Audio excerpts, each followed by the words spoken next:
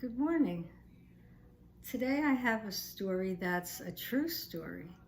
It's about a little boy in Africa, and I have a picture of Africa right here. It's a continent on the other side of the Atlantic Ocean. If you have a map or a globe, you might, after the story, you might want to try to find it on the map or the globe. And Africa's a country that has these animals that are living there. If you saw The Lion King, you'll know that there's giraffes and zebras and all kinds of other animals in Africa. And this little boy, his name is William, he's around 14 years old, and he lives in his father's a farmer, and they're having a problem growing their crops, so they're having trouble because it's not raining and they need water to grow the crops with. So he's got a problem because he's trying to figure out how he can get water to the crops so they can eat, because their family's starving. So he's trying to figure out how he can harness the wind, because he wants to make a windmill so that he can pump water and water the crops. The word harness is like a way to control the wind. Like when you harness a horse, you can pull the horse left or right, or make him stop or make him go. That's why they use the word harness. It's something to control.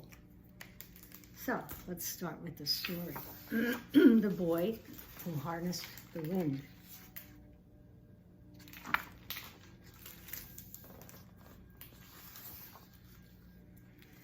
In a small village in Malawi, where people had no money for lights, nightfall came quickly and hurried poor farmers to bed. But for William, the darkness was best for dreaming.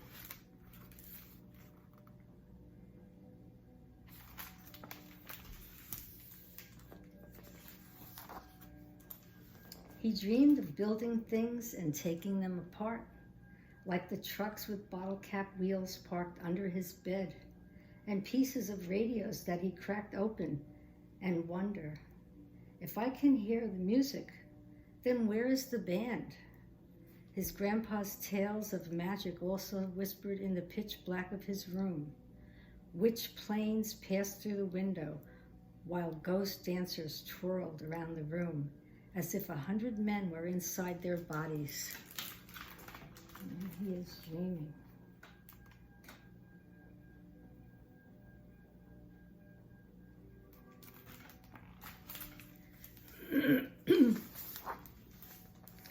At dawn in the fields, William scanned the maze rows for magical beings, then wondered as a truck rumbled past, how does its engine make it go? Pay attention where you throw that hoe, his father shouted. You'll cut off your foot.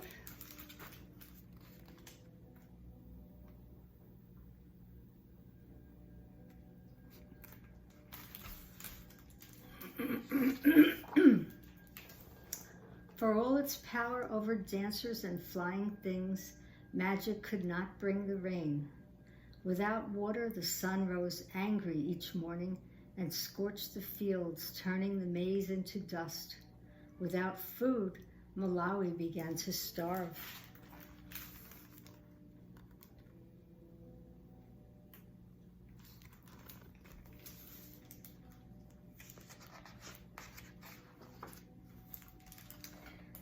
Soon William's father gathered the children and said, from now on, we eat only one meal per day.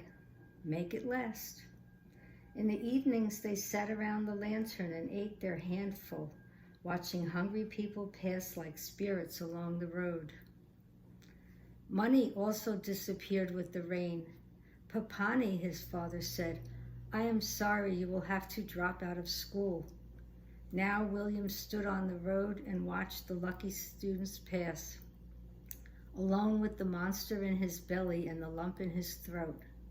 For weeks he sulked under the mango tree until he remembered the library down the road, a gift from the Americans.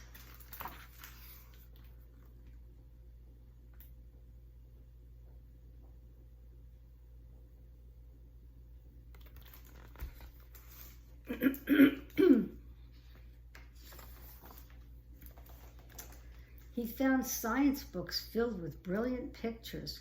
With his English dictionary close by, William put together how engines moved through those big trucks and how radios pulled their music from the sky.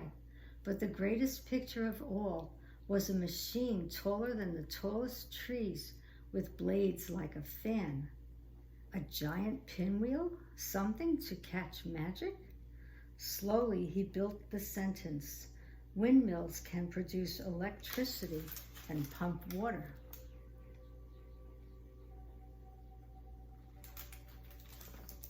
He closed his eyes and saw a windmill outside his home, pulling electricity from the breeze and bringing light to the dark valley.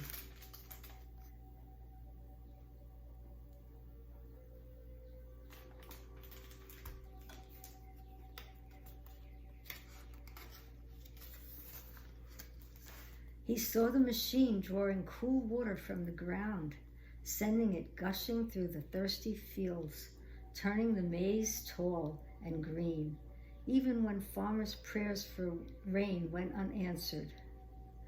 This windmill was more than a machine, it was a weapon to fight hunger. "Majesti amempo," he whispered, "I will build electric wind."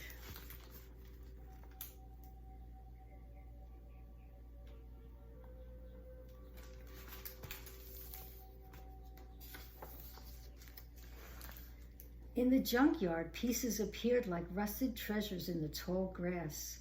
A tractor fan, some pipe, and bearings and bolts that required every muscle to remove.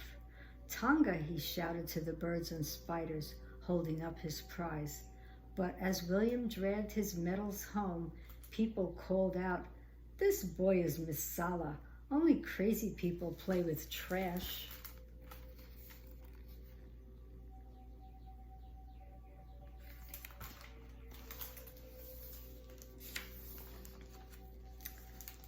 After many weeks, William arranged his pieces in the dirt.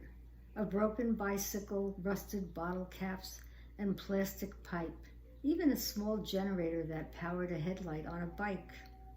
For 3 days he bolted, banged, and tinkered, while chickens squawked and dogs barked and neighbors shook their heads saying, "What's Misala doing now?"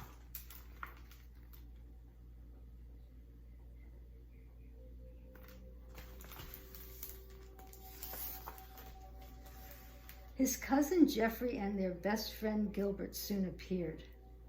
"Mula Wanji," he greeted, "can we help with electric wind?" "Grab your pangas and follow me," he said, and took them into the forest.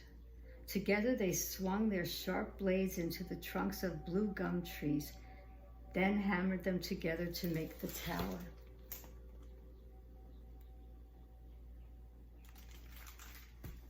Standing atop, William shouted, "Bring it up!" While the boys tugged and heaved, a crowd gathered below and gazed at this strange machine that now leaned and wobbled like a clumsy giraffe. Some giggled, others teased, but William waited for the wind.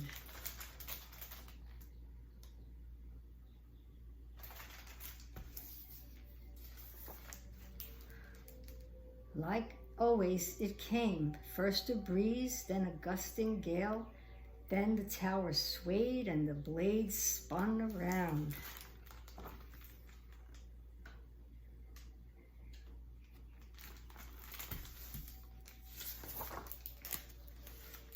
With sore hands once slowed by hunger and darkness, William connected wires to a small bulb which flickered at first, then surged as bright as the sun.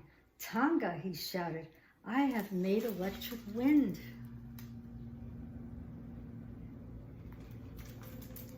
And there he is, he's holding his bulb.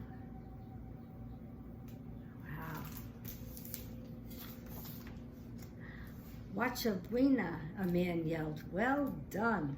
As the doubters clapped and cheered, William knew he had just begun.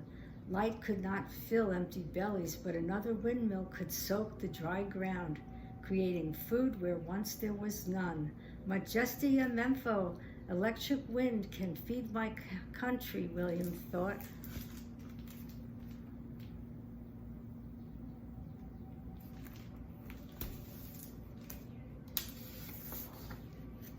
And that was the strongest magic of all.